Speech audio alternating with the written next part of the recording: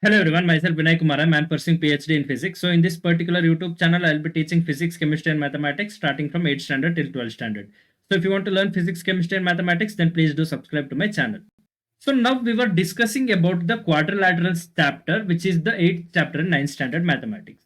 So in that I have already explained about different theorems on parallelogram, that is theorem 8.1 till theorem 8.7 I have explained in my previous videos, and I have also explained example 1, 2 and 3 after those theorems. So now we will look into example 4, 5 and few questions in exercise 8.1 in this particular video. So now we will look into the next example, that is example 4. So in example 4 you have a figure. So there are two parallel lines like this. So one line is L and the other parallel line is named as M. So and there is a traversing line for this particular parallel lines. This line is P. So now there will be angle bisectors for the interior angles of this particular traversing line. So which are all the interior angles? So this is one interior angle, this is another interior angle, this is also one interior angle, and this is also one interior angle. Now angle bisectors for all these interior angles is given, and those angle bisectors intersect at different points. So now, for example, if you write an angle bisector for this, and if you extend this, and if you write an angle bisector for this, and if you extend this, so these two angle bisectors meet at point D. Similarly, from these two angles also there is an angle bisector like this, and there is an angle bisector from this angle as well. So these two angle bisectors meet at point B. So this point is named as C, this point is named as A, and there is a point P over here, capital P. So this is small p and this is capital P. Now there is one more point over here which is named as R. So now here you have to prove that this ABCD, that is because of these angle bisectors, you can see some kind of rectangle is getting formed, and we need to prove that that is a rectangle. So in order to prove that, we have to prove this angle, this particular angle, this particular angle, and this particular angle as 90 degrees. Here one more point is there at this particular position, that is S, and one more point is there at this particular position, that is Q. Now how to approach this particular problem? So here you can see that there is a quadrilateral forming, that is ABCD. So now we know that ABCD is a quadrilateral. Now we have to prove that this particular quadrilateral is a rectangle. So in order to prove that, first we need to understand that line L is parallel to line M. So that is this particular angle, that is the total angle PAC. So the total angle PAC will be equal to this particular total angle ACR. So that is because L and M are parallel to each other. So here consider ABCD as a quadrilateral. So consider ABCD as a quadrilateral, and here you can clearly see that this particular PS and QR, they are parallel to each other. So here PS is parallel to QR with this particular line P, that is small p, or you can consider this AC. So AC means from this particular point to this particular point. So AC lies on the same line P, and this P acts as the traversing line. So this is small p and this is capital P, remember that. So small p is the line, that is the traversing line. So instead of calling small p, we can just call AC.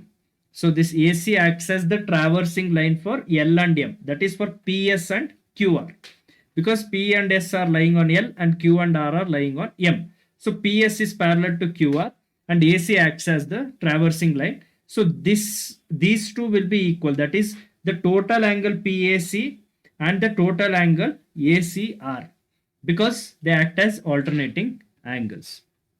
So here PS is parallel to QR with AC as traversing line. So now here, since PS is parallel to QR and AC is a traversing line, here PAC will be equal to, so in this particular diagram, this particular PAC will be equal to ACR. So PAC is equal to ACR. Now we will just consider this particular angle, that is BAC. So this will be twice the total angle PAC, because the total angle PAC is bisected by this particular line AB. So this AB is an angle bisector for PAC. So that means it divides this particular angle into exactly halves. So that means if you want to consider this total PAC, so I can write PAC as twice BAC. So PAC I'm writing as twice BAC because this is BAC angle and this is exactly half of PAC. So now if you want to consider the total angle PAC, then you have to multiply this BAC with 2 so that you will get the total angle PAC, because AB acts as the angle bisector. Similarly, here you can consider this particular angle among ACR. So this ACR is the total angle. So this ACR is the total angle among which we are considering only this smaller angle, that is ACD. And here CD acts as the angle bisector. So here CD acts as the angle bisector. So since CD is angle bisector, this angle and this angle if you add, then you will get the total angle ACR. So that means the total angle ACR is twice this particular angle ACD. So in the place of ACR, I can write twice ACD. So now this 2, one of the 2 if you bring to the other side, let's say if you bring this to RHS 2 to LHS, then it will go to denominator and 2 gets cancelled with each other. So BAC will be equal to ACD. So now you can see here. So this I have wrote because AB and CD are angle bisector. I'm writing explanation for this particular step. AB and CD are angle bisectors. Since they are angle bisectors, it is bisecting PAC and ACR into exactly 2 different halves. So that's why I'm taking 2 BAC is equal to 2 ACD. Now BAC is equal to ACD we have got. So BAC is equal to ACD. These are the alternating angles for these 2 lines, that is AB and CD. So here you can see AB is there like this and here CD is there like this. And here you can see there is a line joining this particular AC. So that means here BAC is getting equal to ACD. So that means AB is parallel to CD. So therefore AB is parallel to CD.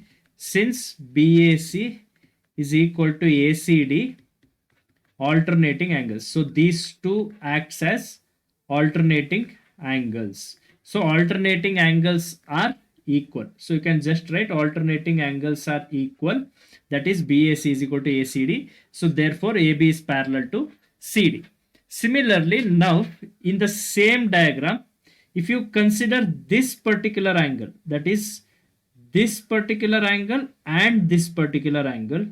So let me write this in a new diagram. So now I'll just write C and D. So you have one line like this, that is CB. And you have one more angle bisector like this. This is A. This is A. And you have D over here. So now here A is connected to C like this. So now you have this particular figure. I'm just taking a part of this particular figure. Now we will consider this particular angle and this particular angle. So that is this particular angle we are considering and this particular angle we are considering. So in order to consider that, we can consider this total angle ACQ. So the total angle ACQ we can consider. So in this diagram you have line like this. So this total angle I am considering, that is starting from ACQ. So this is Q. So this total angle ACQ is there, and this CB acts as angle bisector. And here I am considering the total angle for this also. So this is also there like this. So here you have, so this point was yes.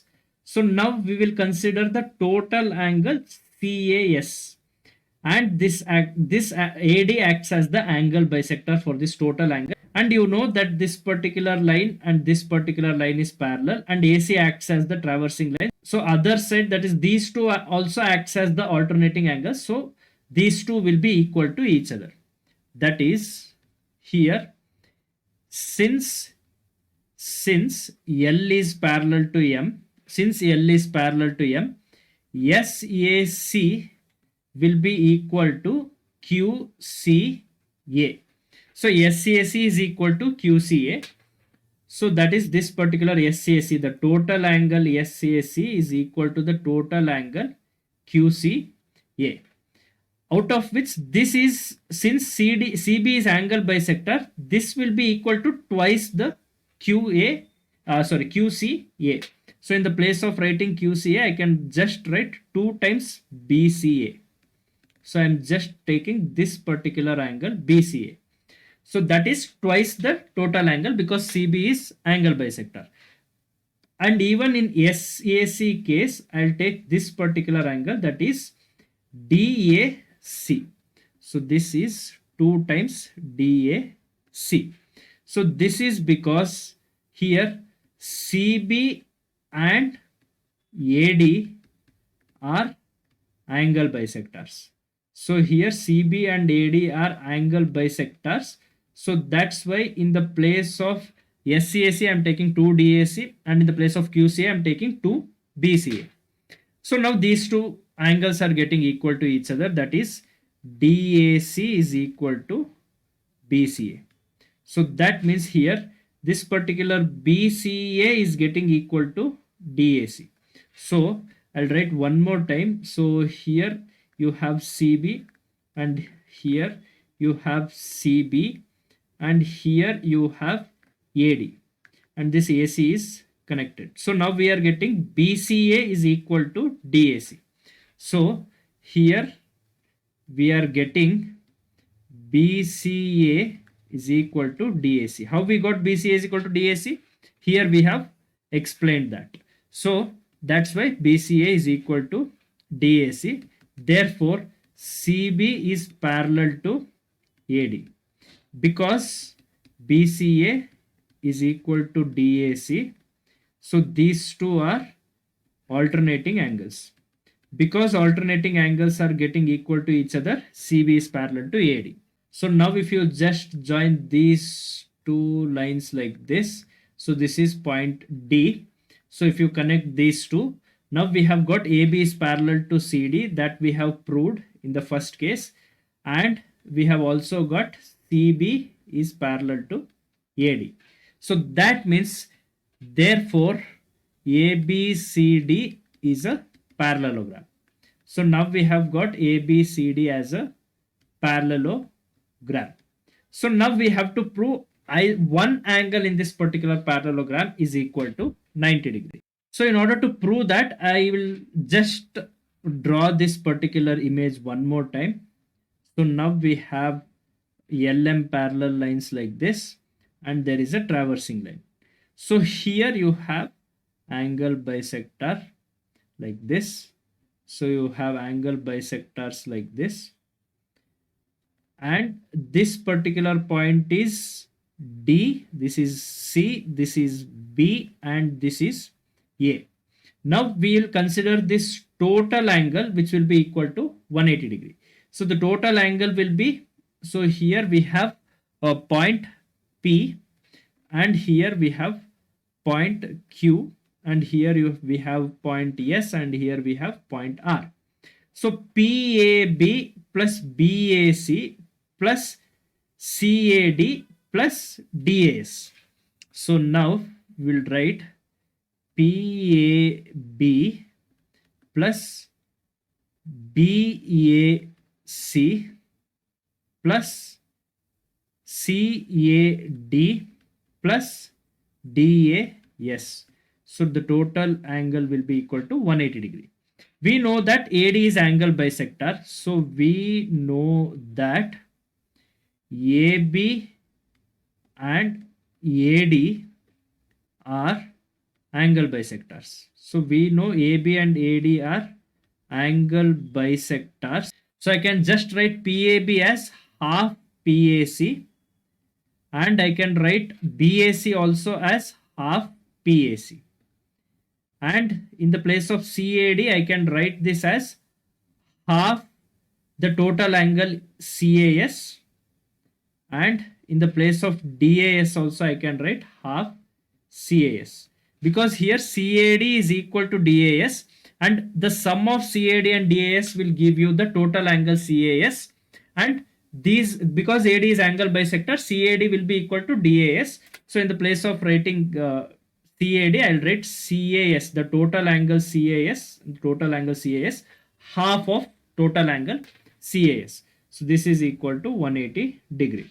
So let me write this in the new slide.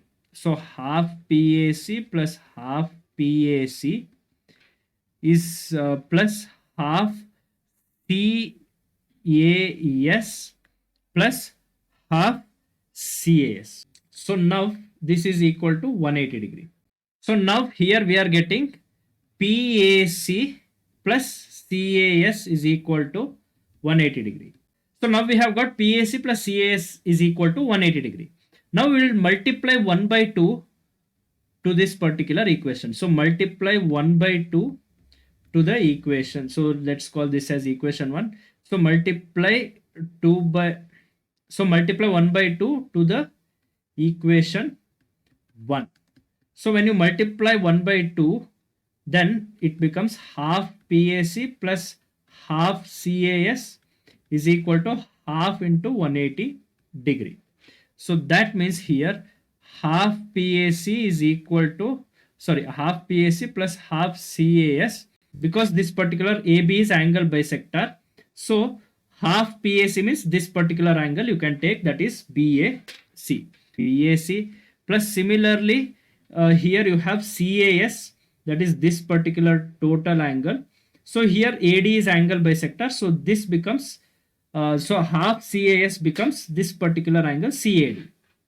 So half CAS can be written as CAD. Here this is 180 degree divided by 2. So 180 degree divided by 2 means it is 90 degree, because here we have multiplied 1 by 2 with 180 degree. So 180 degree divided by 2 is 90 degree. So this will be equal to 90 degree. Here the reason is AB and AD are angle bisectors. This particular angle, so BAC plus CAD is this particular angle, that is BAD. So therefore BAD is equal to 90 degree. So here ABCD is a parallelogram. So ABCD is a parallelogram with BAD is equal to 90 degree. So in a parallelogram, if one angle is 90 degree, then all other angles will be equal to 90 degree. So you can write this statement here: ABCD is a parallelogram with BAD is equal to 90 degree. So therefore ABCD is a rectangle. So therefore ABCD is a rectangle. So this we need to prove in this particular example, and we have proved that. Now we will move on to the next example, that is example 5. Now in example 5 you have a parallelogram given. So let me draw the diagram. So we have a particular parallelogram in this particular example 5. So in this particular parallelogram named as ABCD, there are 4 angle bisectors here. So one is for angle A and the other is for angle B, and one more is for angle D, and one more is for angle C, like this.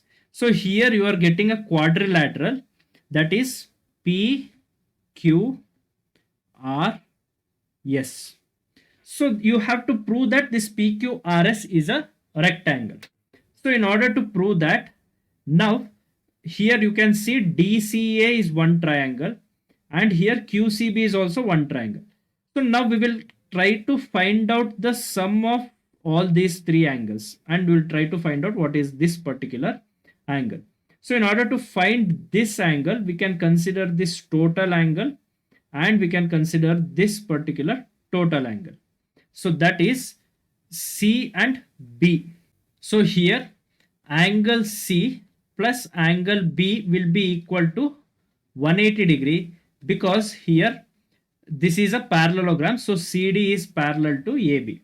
So since CD is parallel to AB, interior angles on same side of a traversing line.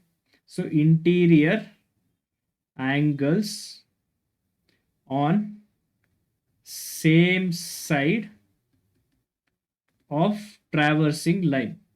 So here C and D are the interior angles on the same side of traversing line. Which is the traversing line here? CB is the traversing line for CD and AB. So the CB acts as the traversing line for CD and AB, and CD is parallel to AB. So that means here this particular total angle C is and this particular total angle B, if you add them, it will be equal to 180 degree. Since PB is angle bisector, so this particular PB is an angle bisector and this particular RC is also an angle bisector. So since PB and RC are angle bisector, so now since PB and RC are angle bisectors, this you can call as equation 1. So since PB and RC are angle bisectors, here this particular C I can write as 2 times of this particular angle QCB, because here RC is angle bisector, so I can write 2 times of QCB as the total angle C.